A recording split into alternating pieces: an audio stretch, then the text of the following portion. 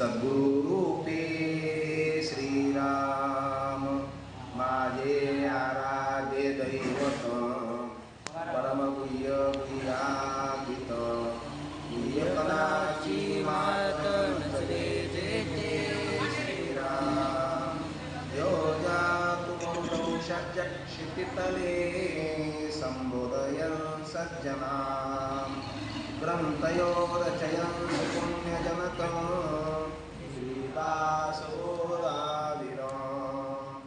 यत्कीर्त्यपठनेन सर्वविदुषां स्वान्ताहारी सदा सोऽयं मुक्तिकरक्षितो विजयते श्रीरामदासो गुरु मला वाटते अंतरी त्वावसावे तुझा दासबोधासी त्वा बोधवावे आपत्या परिपाववी प्रेम प्रासा महाराजया सद्गुरु रामदासा ब्रह्मानन्दं परमसुखदं केवलं ज्ञानमूर्तिं द्वन्द्वातीतं गगनसदृशं तत्त्वमस्यादिलक्षणम् एकं नित्यं विमलमचलं सर्वधी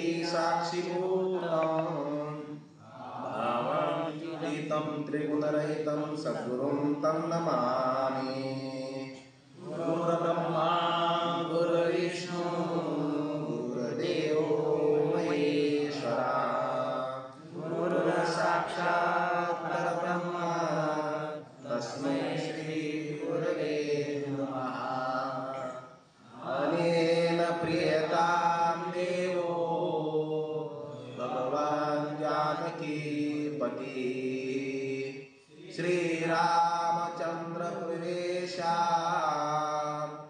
अस्माकं कुलदैवता श्रोता वक्ता श्रीराम समर्थ जय जय रघुवीर समर्थ। समास पहिला आत्मराम, समास पहिला त्याग निरूपण नाम। श्रीराम समर्थ श्रीराम जयास लटिका आळ आला जो माया गौरी पासोनी झाला झालाची नाही तया रूपाला रूप कैचे श्रीराम तेथे साधनाचा विचार न घडे निर्विकारी विकार परितयास नमस्कार भाव बळे माझा श्रीराम जयाची वेद शास्त्री पुराणे जयाची निरूपणे जयाची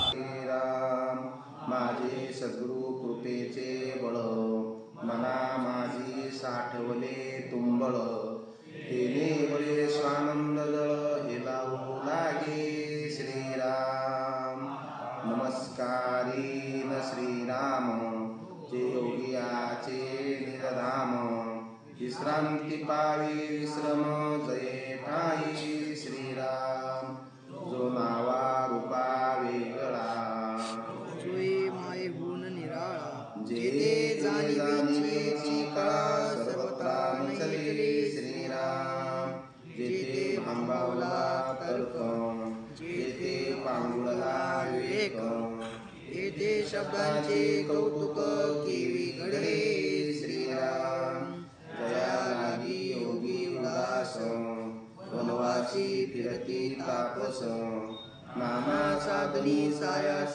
जया कारणे करीती श्रीराम आयसा सर्वात्मा श्रीराम सगुण निर्गुण पूर्ण काम उपमाच नाही निरूपण रूप लयाचे श्रीराम आता वंदन संत सज्जन श्रोते कृपाळू भावाचे भोगते माझी वचने पराकृते सांगेन तयापासी श्रीराम. तयाचे वर्णावे स्वरूप तरी ते स्वरूपाचे पाप. जे वेदासी सांगविना रूप ते तयाची प्रकटे श्रीराम. आता शिष्या सावधान एका सांगतो ज्ञान जिने तुझे समाधान अधिक होये श्रीराम. तुवा शंका नाही घेतली परंतु मज तुझी चिंता लागली. काजे तुझी क्रांती पिटली नाही आदी श्रीराम. दास बुद्धीचे समासी निर्गुण केले मी पनासी. तयानुरूप नाही वृत्तीसी पालट दिसेना श्रीराम. म्हणून नपुसता सांगणी शिष्या तुझ कारणे. आता तरी सोय धरणे श्रवण मननाची श्रीराम. चातक पक्षी वरीचा वरी चंचू पसरुनी थेंबुटा धरी. जीवन सकळे अभेरी भूमंडळाचे श्रीराम. तैसा शब्द वृषाव होता असो नेदावी व्यग्रता. श्रवणपुटी समविदिता मनन करावे श्रीराम.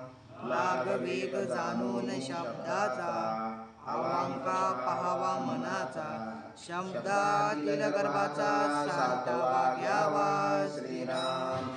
अरे तू कोण कोणाचा कोठून आलासा कैसा. कैसा विवेक पूर्वीचा की बापा श्रीराम. अरे त्वा जन्मांतर घेतले काय म्हणतोसी आपुले. ऐसे तुवा विचारले पाहिजे आता श्रीराम. येथे तुझे काहीच नाही मुलगा असेल काही. चुकोनी आलासी जाई तिचा तेथे श्रीराम. तू समर्थाचे लेकरू अभिमाने घेतला संसारू. अभिमान टाकता पैवरू पावशील बापा श्रीराम. ईश्वरापासून झालासी परी तू तयासी चुकलासी. म्हणून हे दुःख भोगीसी वेगळेपणे उत्कट श्रीराम. त्यागीसी सकळ वैभावाला आणि विश्वासी माझे बोला. तरी मी घालीन रे तुझला जेतील तेथे श्रीराम. तुझे आढळ पद गेले तुझ मायेने वेडा लाविले. ते तरी तुझ तिथले तरी नज काय देसी श्रीराम. चितके काही नासून जाईल ते आश्वासत असेल. तुझ समागम येईल तितकुच द्यावे मज श्रीराम. मग इथे काय करावे परी तुझ पासून टाकवावे. तुवा टाकिले तरी ज्ञान समागमे श्रीराम. अरे भूषण भिक्षेचे टाकिले आणि परपद प्राप्त झाले. तरी तुझे काय गेले सांग बापा श्रीराम. नाशिवंत तितुकेची देसी तरी पद प्राप्त निश्चयेसी. त्यामध्ये लाभूच करीसी तरी स्वाहित गणे श्रीराम. तो शिष्य म्हणे जी जिजले ते पद लादले. आता तू आपुले काही मानू नको श्रीराम. इतुके स्वामी बोलिले अज्ञान घेऊन निघाले. तव शिष्य विनविले विनीत होनी श्रीराम. आता पुढे समासी संवाद होईल उभयतासी. तिने स्वानंद सिंधुसी बारिते दाटे बळे श्रीराम. इति श्री आत्माराम रामदासी पूर्ण काम. एका सावध वर्म सांगितले पुढे श्रीराम. जय जय रघुवीर समर्थ.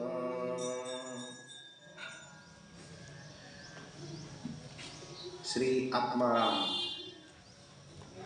या आत्मारामामध्ये सद्गुरू समर्थ आपल्याला अत्यंत इतिगुह्यतम ज्ञान सांगतात. गुह्यातलं गुह्य ज्ञान आहे ते, जसं ज्ञानोबरायाने गुह्यातलं गुह्य ज्ञान ज्ञानेश्वरीच्या मध्यभागी 9व्या अध्यायामध्ये सांगितलेलं आहे. आणि अर्जुनाला सांगितलेलं आहे की हा जो अध्याय आहे अत्यंत त्या ठिकाणी तो काय आहे, महत्त्वाचा आहे. जे महाभारती नाही ते नोयेची लोकी तुई म्हणून म्हणून पायी अशिष्ट जगत रे. जे महाभारतातलं जे काही ज्ञान आहे, महाभारतातील त्या ठिकाणी 1,00,000 श्लोकाचं ज्ञान, ते महाभारतातलं उपनिषदामध्ये आलेलं आहे. आणि हजारो उपनिषदातलं ज्ञान 700 श्लोकाच्या गीतेमध्ये आलेलं आहे. आणि 700 श्लोकाचं जे काही ज्ञान आहे ते ज्ञानेश्वरीच्या केवळ एका 9व्या अध्यायामध्ये आलेलं आहे. म्हणून त्या ठिकाणी 9वा अध्याय अत्यंत काय आहे, महत्त्वाचा आहे. का बरं 9वा अध्याय महत्त्वाचा आहे? तर 9व्या अध्यायामध्ये जे काही कुणालाच जे सांगितलेलं नाही, गुह्यातलं गुह्य जे काही ज्ञान आहे, अर्जुना मी तुझ्याकरता ते हृदय प्रगट केलेलं आहे. इति गुह्यतमं शास्त्रम मिदमुक्तम मया नघ एतद् बुद्ध्वा बुद्धिमानस्य कृतकृत्यश्च भारत. भारत म्हणजे अर्जुना. अर्जुनाला अनेक नावापैकी भारत हे नाव दिलेलं आहे. कारण का? भरत वंशामध्ये जन्म झाला म्हणून त्याला भारत म्हटलेलं आहे. ते कारण भरताच्या वंशामध्ये त्याचा जन्म आहे. आणि म्हणून हे भारता, तुला त्या ठिकाणी असणारं गुह्यातलं गुह्य ज्ञान मी तुला सांगायला लागलेलं आहे की ते हृदयातलं फक्त आता मी तुला या ठिकाणी सांगतो. म्हणून 9वा अध्याय अत्यंत काय आहे, महत्त्वाचा आहे. मग प्रश्न निर्माण झाला अर्जुनाला, बाकीचे अध्याय महत्त्वाचे नाही का? म्हटले आहे. ज्ञानोबरायाने त्याच्यावर दृष्टांत दिला. अहो गुळे माले साखर्याचे, घडे तरी एकाची रसासे, परी स्वाद अनान तयाचे भिन्नासे. अहो गुळे माले साखरे, गुळ, साखर, पाक, रस, मळी, ऐका नाही, त्या ठिकाणी असणार हे सगळे एकाच ऊसापासून तयार झालेले आहे. साखर, गूळ, पाक, रस, पुन्हा ती मळी. परंतु प्रत्येकाचा स्वाद आणि प्रत्येकाची किंमत वेगवेगळी आहे. तशी ज्ञानेश्वरीचे 18ही अध्याय मीच सांगितलेले आहे, परंतु प्रत्येकाचा स्वाद आणि प्रत्येकाची किंमत वेगळी आहे. तसं त्या ठिकाणी 9वा अध्याय कसा, नवमियाची सारखे. 9वा अध्यायामध्ये काय, आता शब्द ब्रह्म असंख्याख, जे तुले काही महाभारती पिके ते तुले महाभारतीचे लक्ष जोडी. ते पूर्ण महाभारती पुरे त्या ठिकाणी गीता येते आणि ती गीतेची येते 9वा अध्याय. म्हणून 9वा अध्याय सारखाच आहे, त्याला उपमा दुसरी देता यायची नाही. तसं आत्माराम म्हणजे कल्याण स्वामी करता सांगितलेला एक विशेष गुह्यतम ज्ञान आहे. आत्मारामामध्ये विशेष, तर त्या ठिकाणी कल्याण स्वामी करता सांगितलेलं आहे ते ज्ञान. आणि ते कल्याण स्वामी करता सांगितलं, पण ते आपल्याकरता मिळालं. जशी श्रीमद भगवद्गीता ही अर्जुनाकरता सांगितली, परंतु ती तुम्हा आम्हाला प्राप्त झाली. जसं गाय वासराकरता दूध देते, पण ते तुम्हा आम्हाला मिळते. जसं पाऊस चातक पक्षाकरता पडतो, पण तो सगळ्या जगाला तृप्त करतो. जसं चंद्र चकोर पक्षासाठी अमृताचा वर्षाव करतो, परंतु ते अमृत धान्याच्या रूपाने तुम्हा आम्हाला सगळ्याला मिळत असतं. अनन्यगती कमळा, कमळ त्या भुंग्याला अनन्य असतं. त्या ठिकाणी भुंग्यासाठी ते कमळ उगलेलं असतं. आणि तुम्हा आम्हालाही ते काय देतं, सुगंध त्या ठिकाणी देत असतं. तसं कल्याण स्वामी करता सांगितलेला आत्माराम तुमच्या आमच्यासाठी त्या ठिकाणी काय झालेलं आहे, कामाला आलेला आहे. आत्माराम म्हणजेच काय, तर अंतरात्मा बसलेला राम, अंतरात्म्यामध्ये बसलेला राम, त्याला काय म्हणतात ना, ग्रीवराम वेगळा, हैग्रीवराम वेगळा, है काय, परशुराम वेगळा, दाशरथी राम वेगळा, धनुर्धारी योद्धाराम वेगळा आणि आत्माराम वेगळा. काही सगळे एकच आहेत. वा हे सगळे कसे आहेत? हे सगळे एक आहेत. हे कशावरून कळेल? आत्माराम ओळखल्यानंतर कळेल की जो आत्माराम आहे तोच परशुराम आहे, तोच हैग्रीव राम आहे, तोच धनुर्धारी श्रीराम आहे. हे सगळे कधी कळतील? आत्माराम कळल्यानंतर कळतील. आणि म्हणून आत्माराम अत्यंत त्या ठिकाणी महत्वाचा आहे. परंतु पहिला आत्माराम कळाला पाहिजे. आत्माराम कळाला तर त्या ठिकाणी सावळा श्रीराम किंवा अविद्याधीश राम सहज कळून जाईल. आणि जर आत्माराम नाही कळाला तर अविद्याधीश त्या ठिकाणी प्रभू रामचंद्र कळायला अवघड जाईल त्याला. आहे ना? कोणी म्हणेल दाशरथी राम आहे, कोणी म्हणेल कौशल्यानंदन राम आहे, कोणी म्हणेल सीताराम, कोणी म्हणेल त्या ठिकाणी काय धनुर्धारी योद्धा श्रीराम आहे, कोणी म्हणेल राजा राम आहे. वेगवेगळे तर्क लावून सांगतील वेगवेगळे राम आहेत. पण ज्याला आत्माराम कळाला ते सांगतील एकच राम, तो म्हणजेच आत्मा. आणि म्हणून आत्माराम हृदयस्थ राम आहे. म्हणून समर्थ आपल्याला पहिल्यांदा आत्मारामाची त्या ठिकाणी प्राप्ती करून देतात. आत्माराम हे निधन आहे, ते आपल्याकरता धन आहे.